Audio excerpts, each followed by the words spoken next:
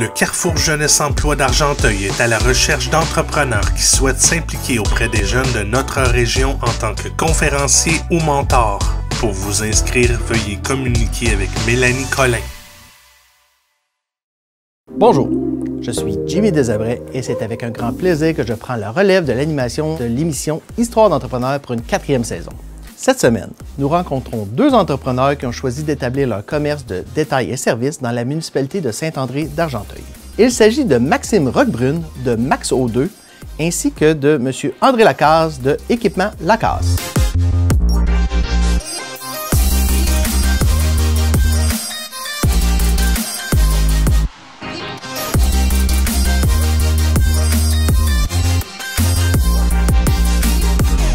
Aujourd'hui, nous sommes chez Équipement Lacasse à Saint-André avec son propriétaire André Lacasse. Bonjour André. Salut.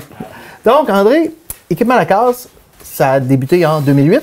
Oui, janvier 2008. Bon, parle-nous un peu de ton parcours brièvement pour te rendre là. Mais mes parents étaient cultivateurs, ça fait que j'ai appris à me débrouiller là, sur la ferme, à réparer ou faire tout à Saint-André? À Saint-André. Natif de Saint-André? Oui, natif de Saint-André, à peu près à 5 minutes d'ici. Okay.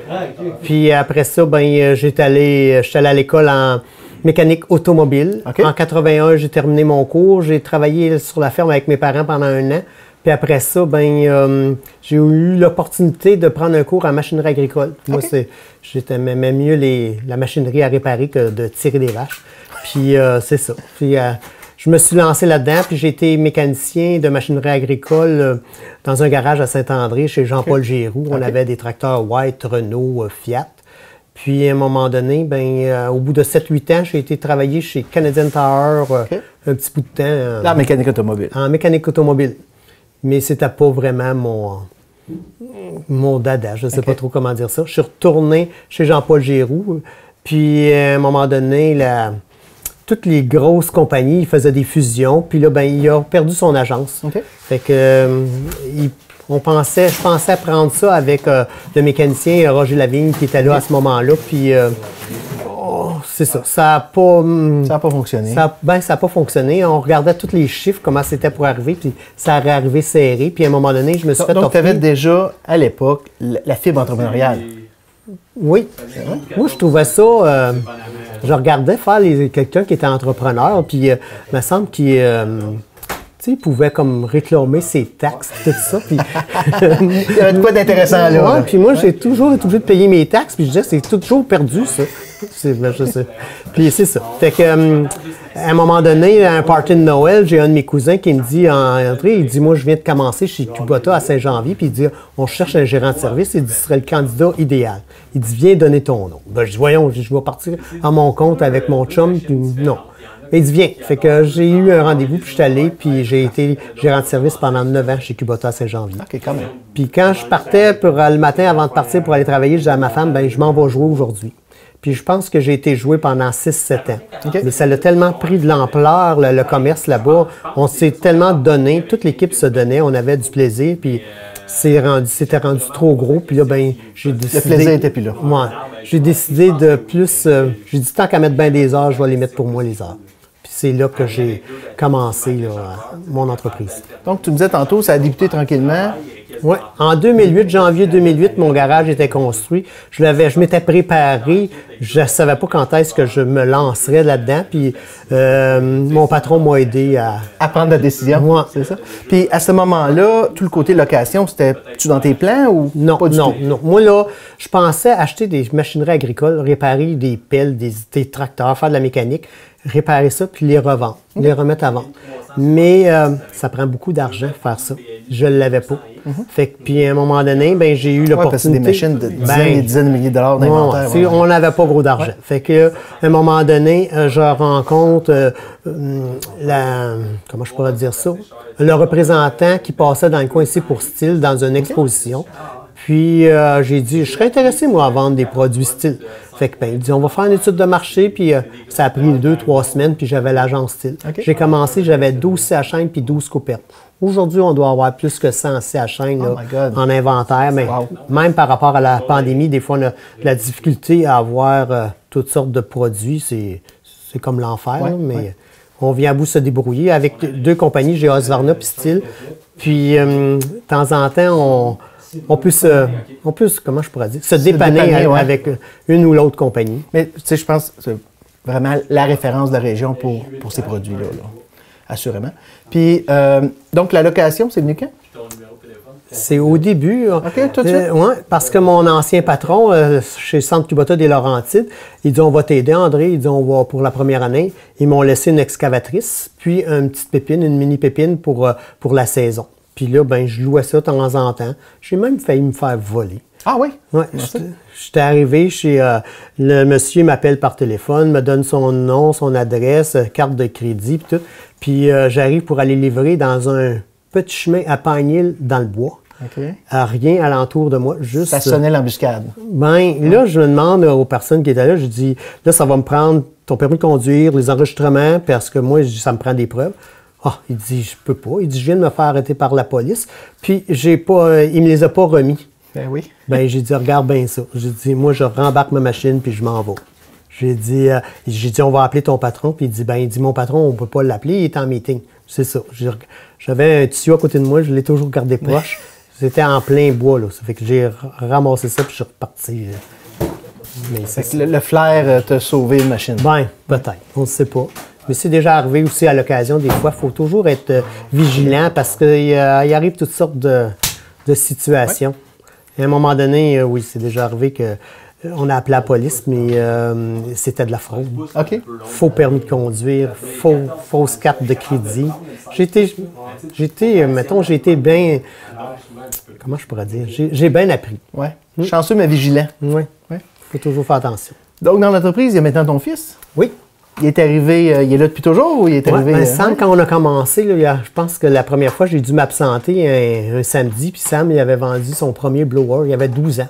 C'est bon, ça? Fait que la fibre entrepreneuriale, c'est dans l'ADN des Lacasse. Oh, sûrement. Sûrement, hein?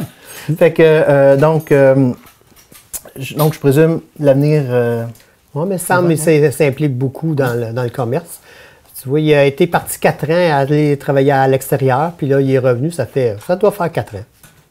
Puis là, je lui laisse plus de responsabilité. Oui. C'est bon.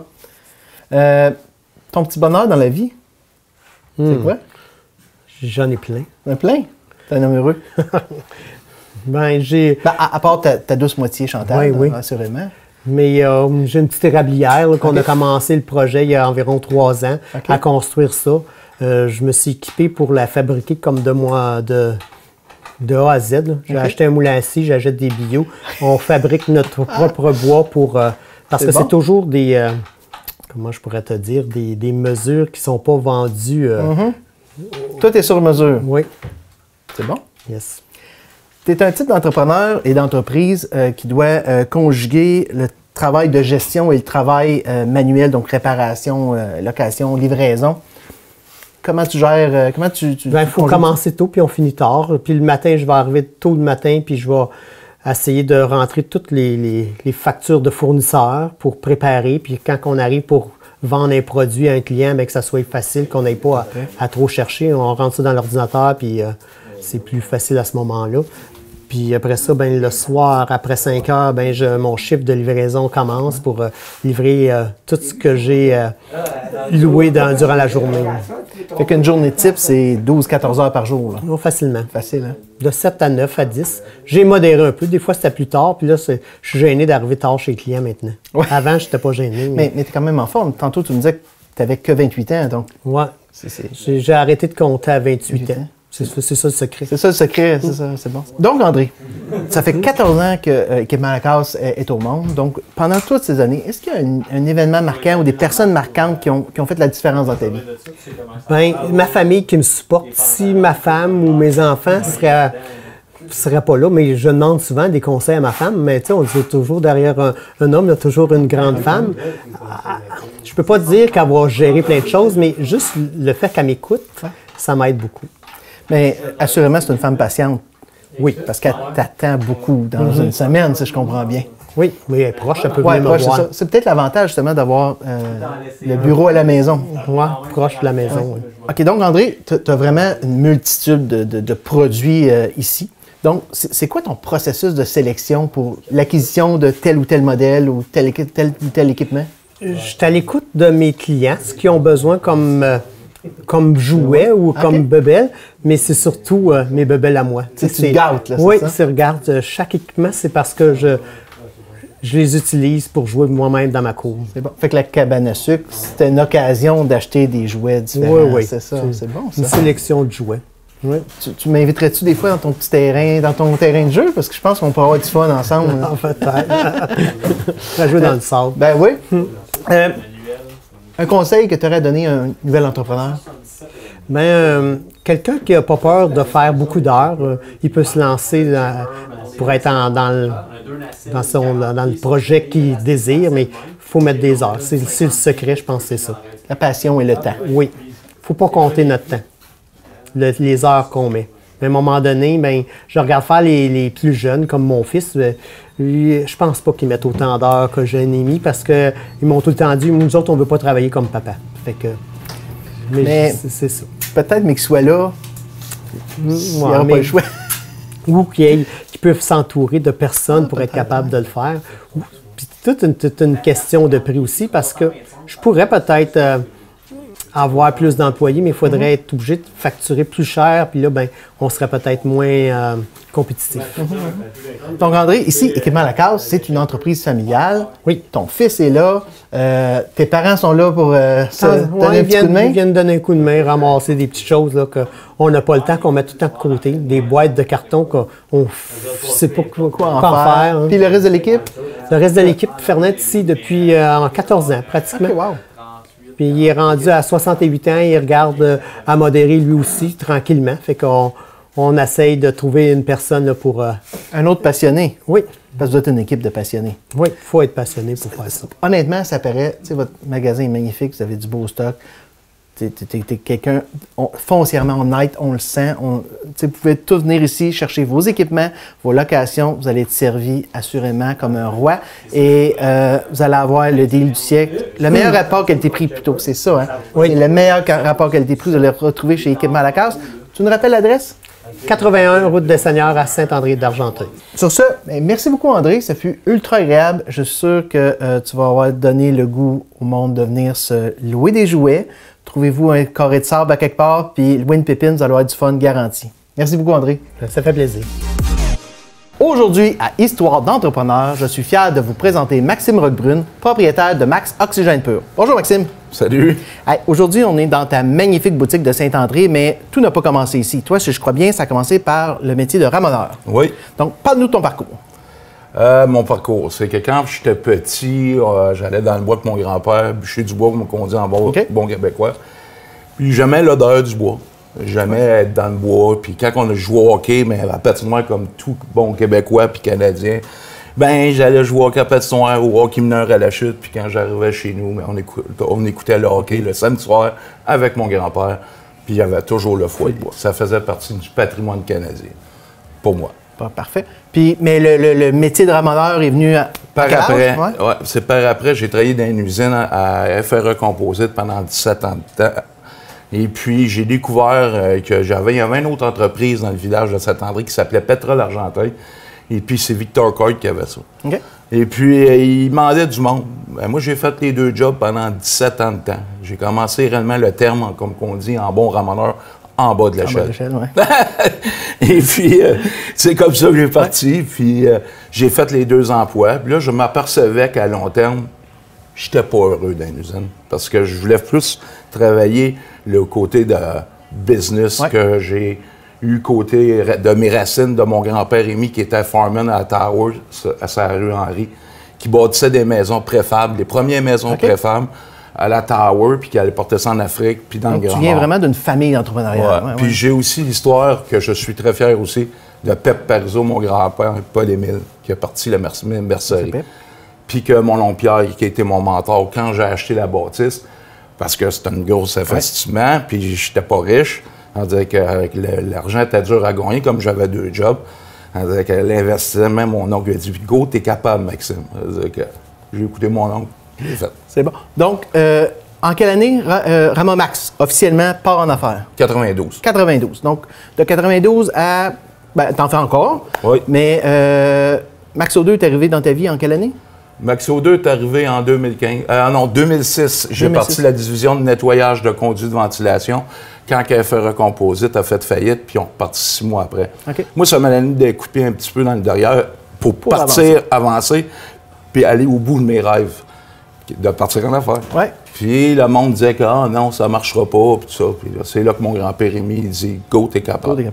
Donc, Maxo 2, qui est vraiment du nettoyage de conduits, de ventilation. Oui, mais il y a eu un principe de base aussi au tout début que je voyais toujours être, que, mettons, est dépendant de l'électricité. Okay. Le chauffage au bois, ben, on est indépendant.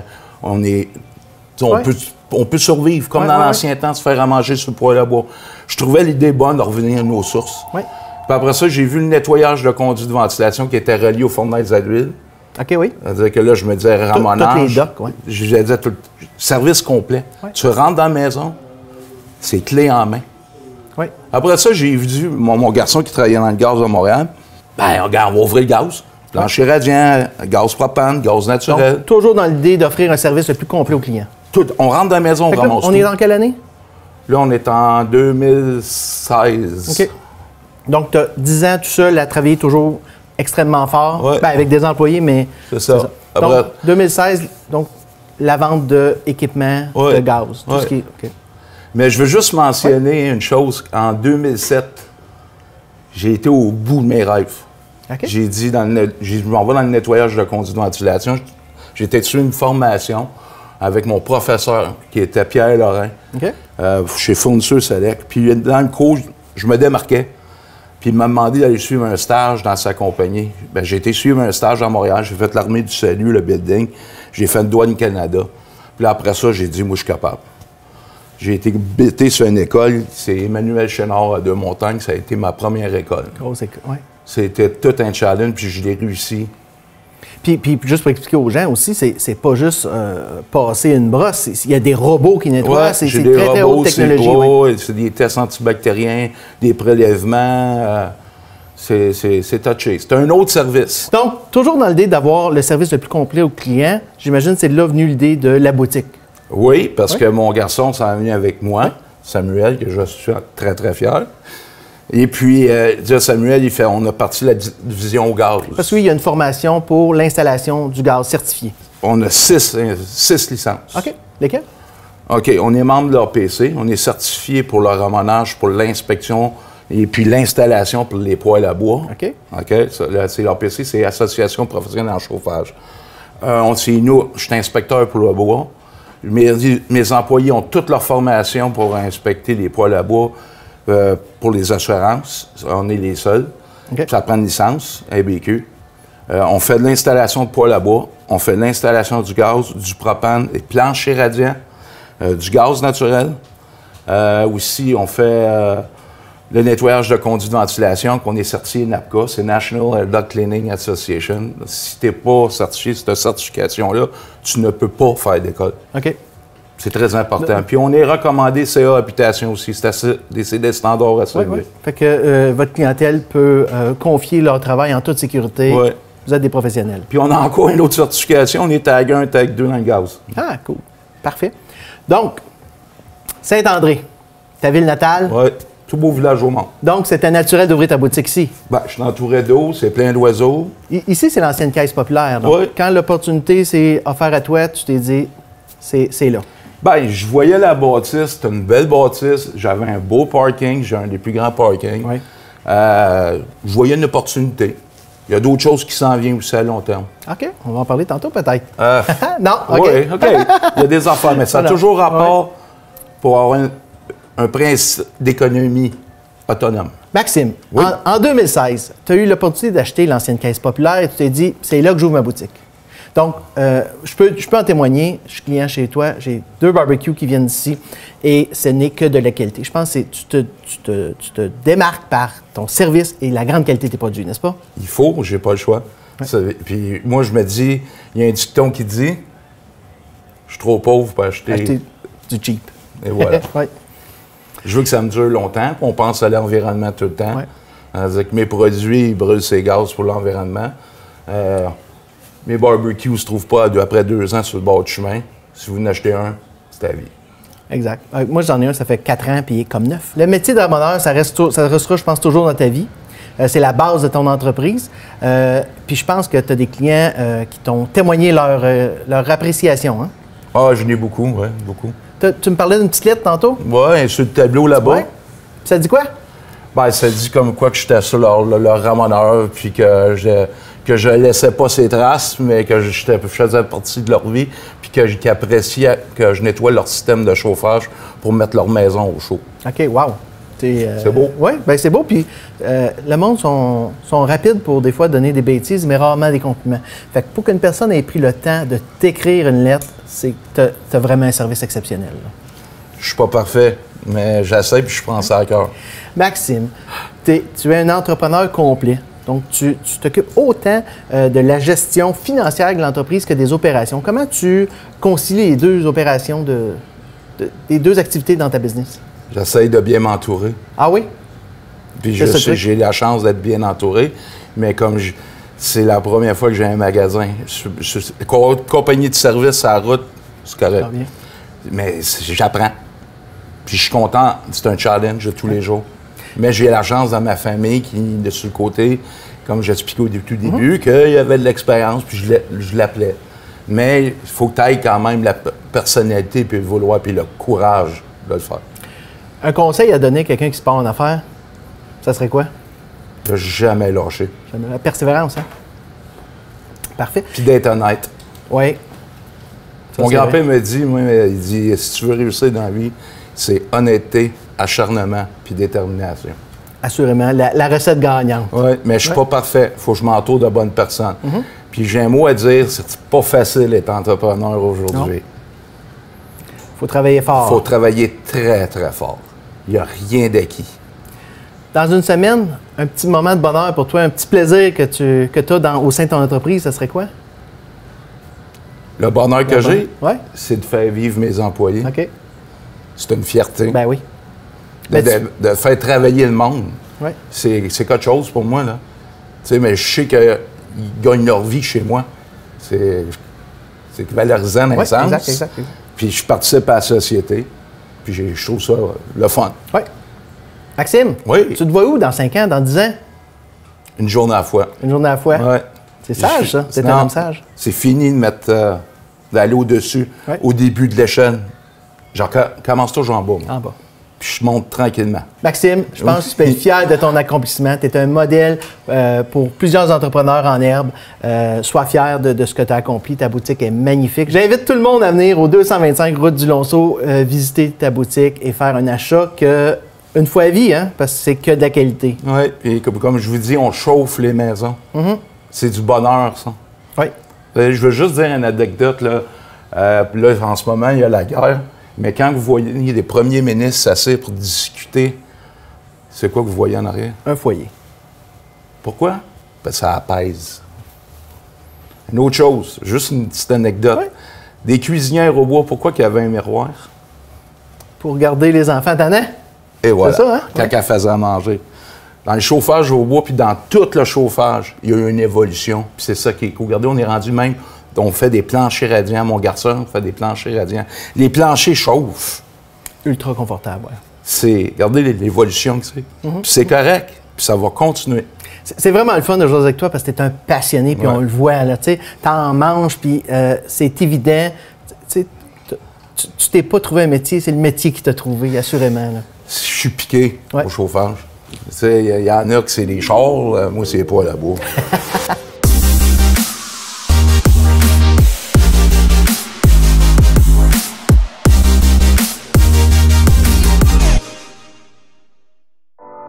Le Carrefour Jeunesse Emploi d'Argenteuil est fier de vous avoir présenté Histoire d'entrepreneur et poursuit sa mission d'aider les jeunes de la région à s'entreprendre.